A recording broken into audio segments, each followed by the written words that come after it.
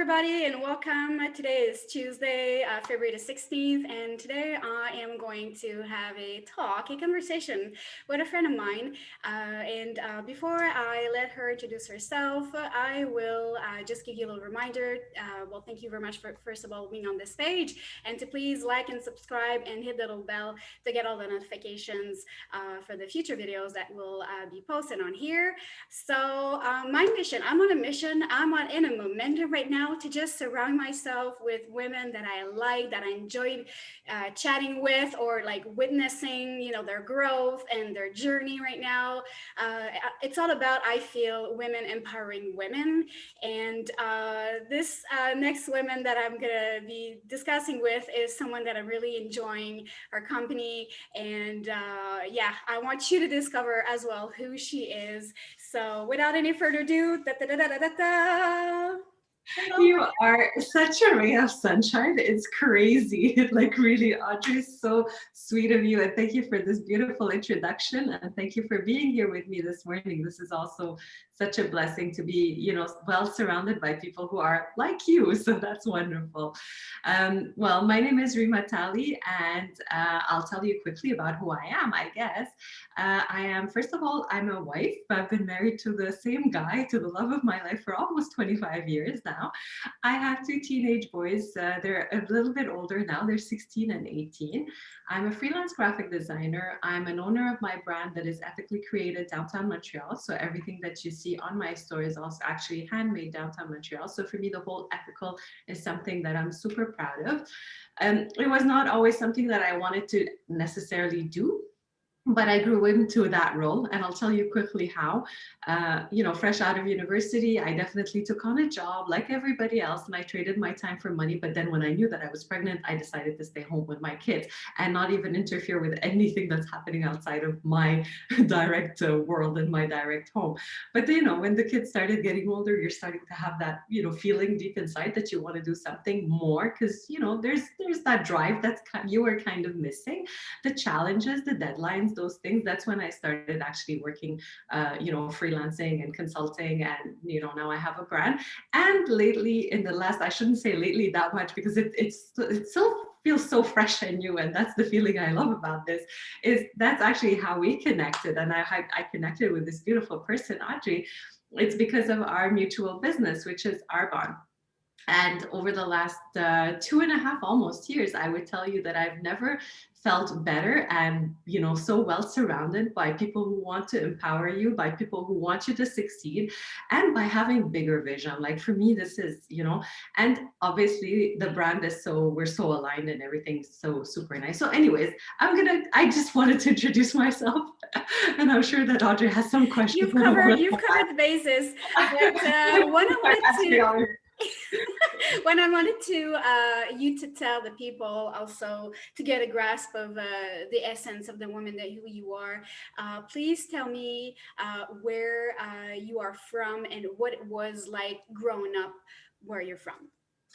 I grew up actually in Lebanon, and that's a funny question because I've never really been asked that question. But I grew up in Beirut during the war, actually, in Lebanon. So I'm a child of 1977. The war had started in 1975, the Civil War that went on for many, many, many years. And it's not like it recovered and the world is flourishing again, right? So it's like I've witnessed a lot of things in my childhood, but this is not a sad story at the end of the day, and it wasn't for me because I'm very blessed. Like, the people that I loved are fine. Nobody got really hurt. Like, I grew up in a loving home. My dad was a pilot, so he worked all his life. So yes, he was in service for over 37, 38 years. Excuse me to cut you off. Was he a pilot for like the Air Force of Lebanon, or like a commercial pilot? A commercial pilot. He was for the Middle East Airlines, we call it. So it's like the equivalent of Air Canada, but it's like 0.5% of what Air Canada probably is. But like, it was his life dream, and this is something that he wanted to do. And at the age of 16, he left his little village, and he was chasing something that he wanted to achieve. So yes, self-made throughout. And I guess really I get it a lot from him in terms of work ethics. Like, when you work hard, when you're consistent, when you show up, when when you challenge the world also, because everybody was against it, like, who do you think you are to go to the States with $0 in your hand and turn yourself into a pilot? Like, because that's what it was. Like, the stories he would tell you are super inspiring, like how he was juggling, so many different shifts at work when he was in Texas and studying to become a pilot. And, like, this generation of men I find is very inspiring, especially that he had to also survive so many things after. And my mom is just amazing. She's an artist. She always was an entrepreneur also. She had her like store, and she was designing clothes at one point in time and making, women from the village work. And so the whole, she was designing also and decorating chocolates and baskets. And she's an Wow. artist. She's a painter. Like, she started her painting career at the age of 16, was her first solo exhibition. And so yeah, that's kind of what I am in a nutshell. I have two sisters, and I came to Montreal almost 25 years ago for love, actually. So so yes, my family is still in Lebanon, and this is where my roots are. Yes, I'm a Lebanese Canadian, and but yeah, so for me, Lebanon definitely is in my DNA. So forgive me, but for my ignorance, but what is the language that you were brought up speaking? It's Arabic, actually. The Arabic? main language is Arabic, but school was actually fully in French, because Oh, Lebanon is c'est l'un des pays les plus en fait, francophones au monde. So j'ai fait mon oh bac wow. français. It was fully in French. Et puis, sorry, I switch, and Audrey and I, when we talk a little bit of Anglais. Mais, so when I came here, I had a little bit of a small barrier, I guess, with the accent. And that's when I turned into my shell, and I was not understanding it. Un petit peu le québécois en tant qu'accent, je l'ai trouvé un peu dur au début. Et puis, j'étais à l'ouest de l'île in Beaconsfield, and I started in Concordia. So I did the switch to English just because I didn't want to tell people to tell me, you don't understand any French, you're not understanding us. And I'm like, I'm just not understanding you. Yes, in a way we can sort of pick on where someone may be from depending on how they pronounce the words, Ouais. or like the intonation, the flow Yeah. in their sentence and the words that they're saying. Like just like that, like when you spoke French, I'm like, oh, it sounds like a French from France influence, Ouais. because of course, you're most likely to have, like the influence from French being from Lebanon than hearing some Exactly. Quebecois, some Quebecer French Exactly. when you're in Lebanon. So yeah, but it's Exactly. beautiful, and it's clear. I can understand everything you say. It's the Perfect. same language. I know, but It's like saying English from like Australia, England, exactly. Texas, and Toronto. It's the same language, but Exactly. That's sounds different. exactly. But at 19, it was a little bit of a challenge. So I'm like, okay, I wanted to practice my English, and that's how it just turned. So But you said yeah. that 25 years ago you came to Canada. Is it because the man you were with in Lebanon was moving to Canada and you No, decided to follow him? he was already here. He has been here for 35 years, actually. So yes, he's already been here, and that was leap of faith. When you know and you trust your gut and you have butterflies in your stomach, sometimes the best thing to do is not to overthink things. And I'm happy that my parents did not object too much, because they knew who he was. And yeah, So it's you like, met him before though in Lebanon. I've known him before, Okay. and yeah, so long story, but it turned out fine. So it turned out good, I should say. So then Yeah. when you followed him to Canada, did you have to be married before? Well, we kind of got married here, actually. So, but we did the paperwork right away, and yeah, that's how it happened. There was like the little thing with the family, and then there was the official thing here. So then were you a freelancer before you arrived to Canada, or you decided, okay, I'm gonna What I did was when I had the kids, I was working full time actually. I was volunteering at the Montreal Museum of Fine Arts. That Oh was wow. one thing because for me, arts is something that's very important, obviously, like, And I was working full time for a little software company actually, but doing everything because we were so small. So I got a taste of everything about design and, customer service and so many things at the same time. And it was a small family kind of owned spirit business. And I found my place because I was part of a community. And for me, this is something that's very important. But then when I found out that I was pregnant, I did not overthink it. I just decided I had this gut feeling and I spoke to Ricky quickly and he's like, okay, no, you go, you do whatever you feel like you want to do. And based on the circumstances and not having a family here and, no support or anything like that, I figured that would be the best way to go ahead and just leave for now my business, my career, and what I wanted to do, and leave it for after. But the freelancing came because honestly, I did not want to be committed to a 9 to 5 Hmm. job. My husband was pulling crazy hours at that stage also because you can't just make a decision like that if someone is not putting in more time into their business and their work. So coming a few years after and saying, well, drop what you're doing, it's my time now, it doesn't really necessarily work like that in a couple, right? So I started integrating work because I wanted to stay close to the kids, but I still wanted to kind of feel like I'm part of the productive world, because I Yeah. have a lot of dreams that I want to still do. And so yeah, basically there's a lot going on. And the part of freelance was really to try to control my time. This is Okay. basically what it was. And what did you study after you graduated from high school in Lebanon? I did graphic design and history of arts. Okay. And I have a little minor in marketing. So yes, basically kind of merged a few things into one. And like when you had your first son, like was it something that you wanted to absolutely pass on the language and the culture of Arabic? Or because you were Yeah, in Canada and in Quebec, you said, oh, he's got to learn French, no, or English, I like where you're from?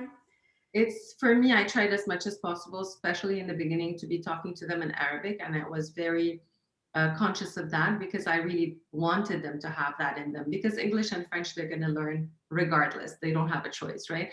But the la langue maternelle, quand même, I wanted it to be the Arabic language.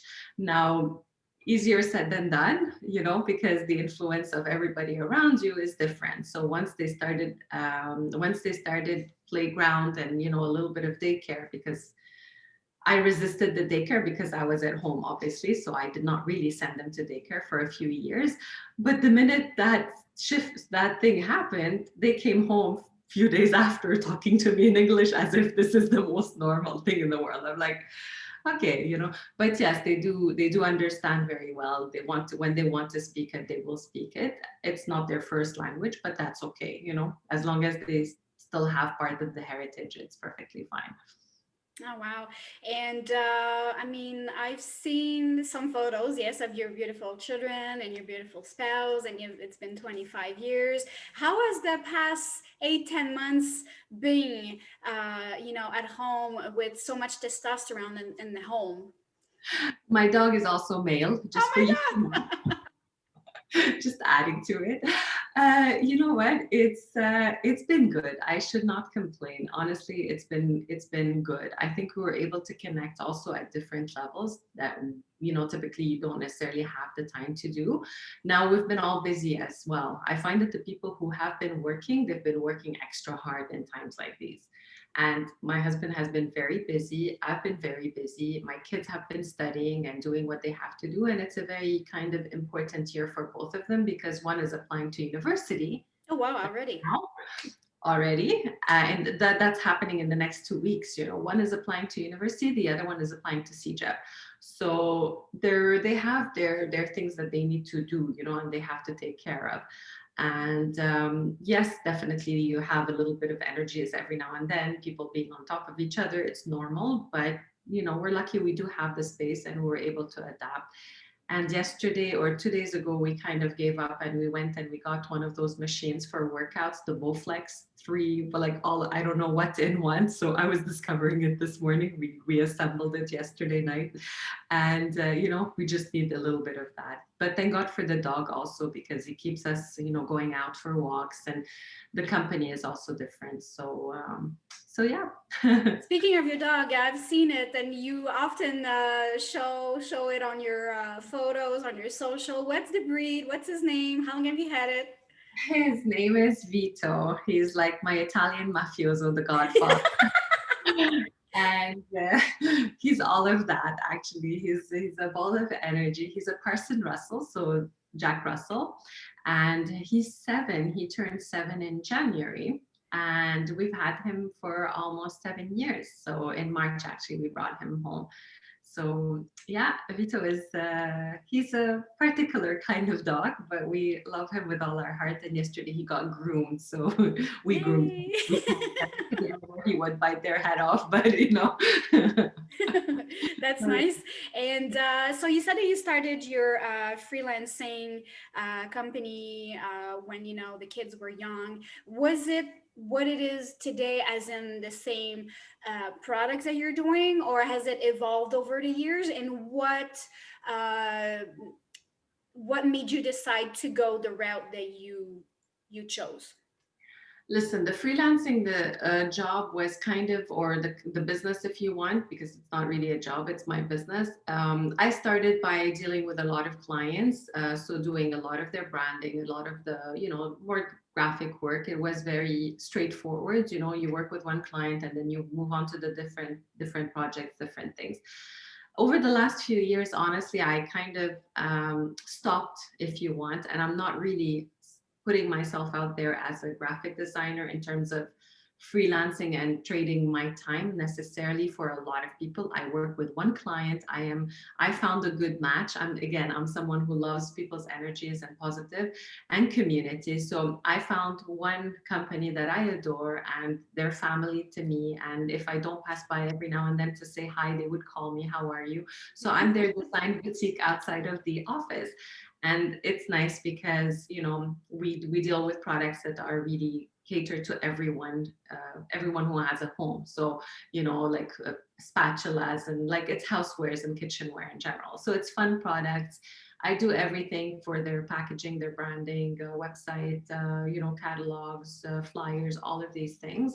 And so that's one thing, but it wasn't keeping me busy full time because I did not want it to keep me busy full time. I was always chasing something different. And my other design business with the accessories and the products that are made in Montreal, that's where I put I'm seeing a lot of action happening there. Now, like every entrepreneur, like everyone who's starting something, you definitely need to invest your time. You definitely need to invest a little bit, especially when we're talking about that type of business, the more traditional one. But I realized that I started with a very smaller vision. Like I did not start with, the big goal. And this is the wrong thing. So now the brand is being revamped and the approach is being done differently.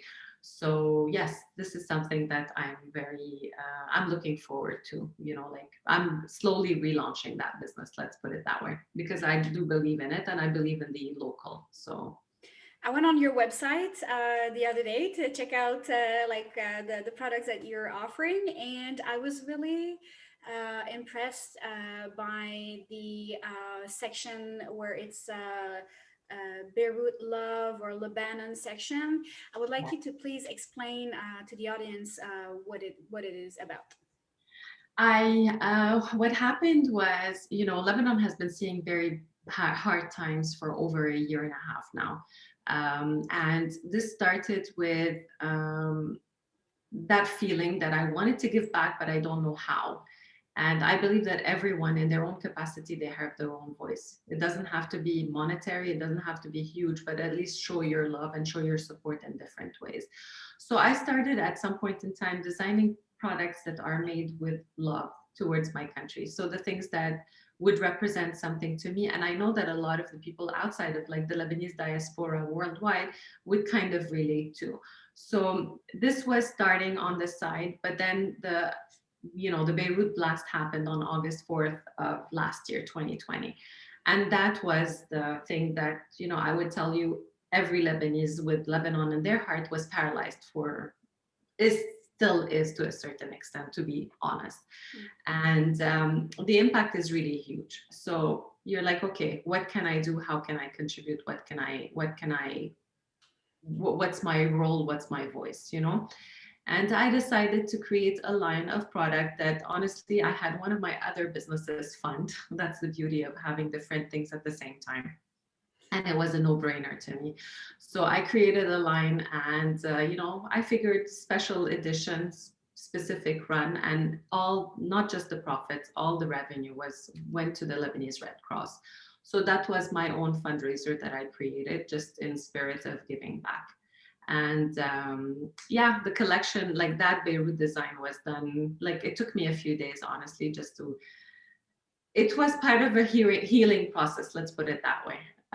You're like, okay, what does Beirut represent to me? And, so came up with a few ideas, looked around a little bit. I still wanted it to be vibrant and colorful because I do not accept we don't just bow down, So I wanted to be colorful. I wanted to be representing of what my Beirut is. So there's a lot of little things that probably not a lot of people would know what it is, but the design is quite complex and it's got a lot of little elements that to me are Beirut. So and I saw a sentence on the cushion. Is it yeah. Hif Zahed? What does that mean, the sentence? كيف حظك اليوم? Yeah. Okay, it's because of that one in particular is kind of it's the cups, right? It's the coffee cups. So basically those colorful coffee cups are like the traditional Lebanese coffee cups. And usually when you're doing, there's some kind of a cute ritual, if you want, that goes with them. So when you're finishing drinking your coffee, typically you would put the cup down and then let the drip of the coffee go on another plate. And then you let it dry a little bit, and then you can read, like, the taho and all of those things. So you can kind of read what this cup is giving you in terms of your luck for the day. So there are people who love to just read in other people's cups. That's some kind of thing that goes down from generation to the next. Wow. And I find it super cute. So Kif Hazak Al-Yom is like, what's your luck today? What does it look like today? So again, I'm into the whimsy as much as possible. And Audrey, you know me, I'm colorful and I'm a positive person. So I try not to look at the negative that's happening because I find it so much out there, but just focus on the few things that will bring you a little bit of happiness. And I'm sure a lot of people cracked up laughing just reading that because a lot of Lebanese would relate to that sentence, So yeah. Oh, well, that's really nice. I'm glad I found out about that little You're so tradition side of and I was looking at it and I'm like, is this something related with the event? I was not even sure. And the first the first word is kif, is that it? And the second, how? Like in the how? first letter of the second word, it looked like a 7. I'm like, It is, and it is a letter. It is a 7, but because it's a letter that you don't have an equivalent in the regular alphabet, so it's not an H, but it's a because H is Hector, or but doesn't really necessarily have a sound. So it's a different letter. So they kind of replaced it. It's like one of those things that when you're typing Arabic, like whatever, like Arabic English or whatever Latin, that's the equivalent that we kind of use. The 3 is because it's also a letter that you don't have, So anyways. That's awesome. Thank you very much. I'll give you a private tutorial of that after. Yes. And speaking of Beirut, when was the last time that you went back home? I went back home October 2019, and I was hoping to go down now, actually January, like I was ready, almost booked. but decided that it wasn't the right time because of COVID, and I want to do my share also for Canada, so I didn't want to go and come back, risking everything. I figured, let's be good civilians, and yes, so I'm not sure when I'm going to be able to go again. I hope that it's going to be before the summer, but because the summer seems to be too far for me, but we'll see. Because We'll all see. of your family is there, right? Yeah, all of my family is there. And honestly, when the kids were young, I wasn't going as frequently. But when the kids got a little bit older, I decided at least 2, 3 times a year. So I'm someone who would pick up, get on a flight, go for a week and come back and not even think about, the circumstances and the jet lags or any of that. I could be a ball of energy there and then come back and function here. So until the health will permit, I will keep on doing that. That's awesome. So we cross our fingers that the traveling restrictions or Yeah. will ease up and change, and that you'll be able to visit your family again, and in all the safety as much as possible. And well, is your plan to go as well with the children because they're not going to have school, or It's in the summer, you're just yeah. going to go with them no matter, or If it's in the summer, they want to come with me. My eldest is already like checking what he can do because like they're at an age where they want to also give back and contribute. So we'll see. Maybe he can go and volunteer somewhere for a month or two, oh or wow. depending on what it is. But he's already trying to see what he can do. Okay. Yeah. So And like you said that you met your husband back in Lebanon. What do you guys, besides let's say your family, what do you guys miss the most, either about, I don't know, whether it's food, places, what you like talk to a Lebanese, definitely the first thing is food. Definitely, definitely food, some staple things, that you might miss, but just a home in sense of like the general sense, it's home in the sea. Like for me, the Mediterranean has a very, the first thing that I do is really just go to the water. Like doesn't, I don't care about the time, the weather, raining, whatever it is. December, I just want to go be close to the water. So for me, this is definitely one of the most important things. And on a personal level for me, and it's not necessarily my husband, but in my case, it's my grandma's home. So yeah, my is she grandma, still alive or she passed away 5 years ago almost, and 5 years ago actually, not almost. Yeah, it's been 5 years.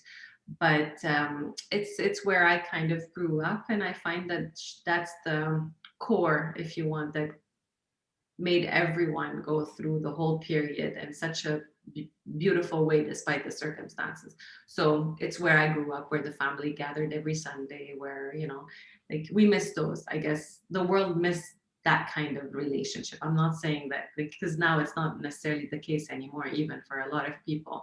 But yeah, my grandma's place is very sacred to me.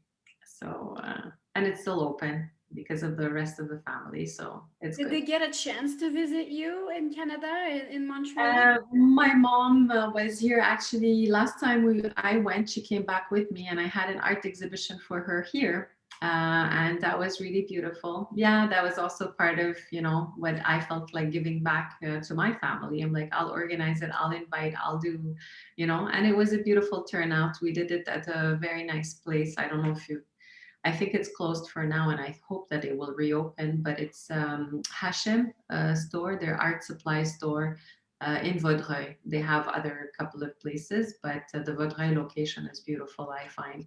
And for me, it was mixing again, like the Lebanese with the Canadian. So I found a place that represents a little bit of both. And the owner is a friend of mine now, and it's nice to be part of that. So say So I were to go to your place tonight for dinner, what would you cook me? Some, like, what kind of typical Lebanese meal would you cook for me? the fattoush is number one, definitely. Fattoush and tabouleh would be my first, like I can live off on that. Uh, Most definitely is one of the main things as well. I would also, I like the simple things. There's a dish that, you know, I've always had, and there are a couple of dishes actually. There's the mloukhiyeh. I don't know if you've ever heard of that. It's more like Egyptian Lebanese, and it's green, like it's a green, it's a leaf, so it's a vegetable that you kind of cook in chicken broth and things like that, and you serve it with chicken and rice and some other things. And there's the chicken and rice that's like more yellow rice that we do with like saffron and spices and things like that. So that, you Oh, know, my mouth is watering right now. I think I'm gonna hop in my car and get on the don't highway. like that anytime. Once we can mingle, I can't wait. I'll definitely love to have you over. So, so yeah. Right. And so when I just on the top of my mind, I remember when I used to live in London, I went to a wedding of two people who were from Lebanon. And so I wonder when you got married here in Canada, because you didn't have all your family with you, was it more of a Yeah, it was civilian exactly. wedding ceremony at It the was a court of very, justice, yeah, or? it was that, and then we did something after in Lebanon just for the family to be happy, you know. So so yeah, it I'm was. just seeing in my mind, like, you know, when they put the broom, the groom and the bride on the chairs up in the air, and they carry them around in the room. I was never a fan of these things on a No, personal okay. level. My wedding is very small and I like the intimate. And, you know, for me, it's not about the day, it's about the marriage. But yes, like you can witness some crazy things. Probably the most fun ones would be the nice, typical village ones. Like those, I think I would enjoy more now, you know, like it's cute to go back to traditions type of thing. And I'm not a crazy fan of those big parties and those big things. But I think at that stage, if we go back to basics, like, you know, that's like little village weddings, daytime, you know, the older lady giving you cheers and telling you, you know, good things and hoping, wishing you good things for your life together. Like those, I think that would mean more to me now than anything else. And to sum it up, if people want to go and discover about your design online store, and they want to encourage and donate for Beirut, how can they reach you? Reach me anytime. I'm at rimatalih.com, or my email is also there. And there's the specific line, which is the Beirut line. I still have a few pieces that are left. These are 100% going to the Red Cross. And definitely with the kind of restructuring and the launch of the website altogether that is currently ongoing, I'm definitely going to always have a percentage of profits from all the website actually going towards local charities, because I believe that first thing is also you have to support where you are and what you belong to, and the Beirut line or the Lebanon line will be to support, you know, the rest, the Lebanese cause. So that's kind of where I'm going with that. And I just need to figure it out for accounting purposes at that stage, which is the part that I avoid the most, but we'll figure it out. And are you in touch with some of the people in Beirut, like to see how the situation is Of course. improving, or like that, like let's say the money that all the profits that are going to the Red Cross. Are you in touch with someone from the Red Cross? Like, do they keep you updated on rebuilding? Like, what's the latest, let's say, on the situation? Honestly, I'm not sure exactly where that going, because the need is so broad. But I figured the Red Cross, because it's in collaboration. It's actually, the donation was made to the Canadian Red Cross, to the Lebanese Red Cross Fund. I figured that's the safest way, because so many of the NGOs, unfortunately, that were born after all of that event were serving different religions and different sects or different personal profits, unfortunately. So I decided, like, to play it safe. That would be it. Maybe it does not help. Maybe there was other ways to help out with a bigger impact if I sent money straight to my mom, who's very active in the community and who knows, like, she's, you know, she knows where there's a need and how she can help out specifically. And I think that people at the end of the day will benefit from that more than going through a big organization. Like her feet are already wet. She's talking to people. She knows who needs what, and she's very on the ball. Like respirators for COVID times, and like she's been really active with those things. But to make it more ethical and to not raise a single question for anyone who is wondering, I figured Lebanese Red Cross and the Canadian Red Cross would be the best, neutral, the most neutral. People feel comfortable donating there. So yes, they've been definitely doing a lot, but the Red Cross really handles a lot. Like there's a big load, and what the need now is really, it's huge. I don't even want to imagine how bad it is. Let's put Yeah. it that way. Has anyone that you know, family, friends, relatives, neighbors, been directly impacted of the aftermath of the big explosion that Of happened on course, August 4th, of 2020? course. I have best friends who have their homes torn apart. I've had cousins who were injured. I had. It's something that every Lebanese got affected from. Like I would tell you stories. Because it was a wide, like Yes. diameter, like a big, Yeah, yeah. it was very wide and it was a big impact, and Beirut is very small. So I would tell you straight out, like my nephew thought that the blast happened in the building that he was at, although he was a few kilometers away. But that's how intense it felt. Like he tell my mom, because we have a group chat with the cousins, and the eldest nephews and nieces now are included in that. But so he's like, just tell my mom that I'm okay. I'm like, what happened? Where are you? And he's like, I think we had a blast happen in the building that I'm at.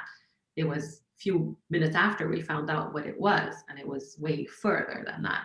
So yeah, that's how small Beirut is very small. So yeah, no, it's but I keep it positive, and I have faith in the Lebanese people. I think that we've gone through a lot, and having all those young ones going the next day cleaning up, and you had young kids with brooms and helping, and there's so much that happened after, and we have to give credit for the young generation who wants to have an impact and who is working hard to do something. And people So came together and they're gonna rise back together and they're yeah, gonna go yeah, through. yeah. It's not the first time that Beirut gets destroyed throughout history. So hopefully it is the last time, and let's see less of that in the world. The world needs more good news and more, positive, I think. Yes, so that's really interesting to keep an eye on that. So what I'm gonna do here, guys, I'm gonna put in the link below the website for Rima Talih, Rima Talih's online store where you can go and purchase directly on the website items that the proceeds will go directly to the Red Cross of Lebanon, and you will discuss.